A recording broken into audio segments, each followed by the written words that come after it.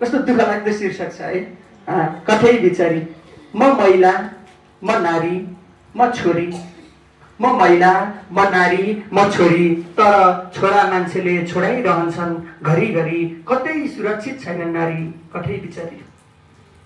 होस्टेलमा झुम्निएको अवस्थामा छात्रा फेला भेटियो उखुबारीमा 13 वर्षीय बालिकाको लास। दाइजो नदिएको न्युमा जिउँदै जलाइयो श्रीमती।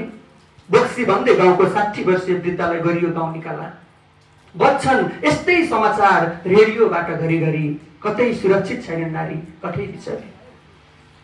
मेलापात, वनजङ्गल, विद्यालय, मठ, मन्दिर, सार्वजनिक यातायात, घर माइती घर, पाठे घर, कहीँ सुरक्षित छैन नारी, कतै सुरक्षित छैन नारी, कठै बिचारी।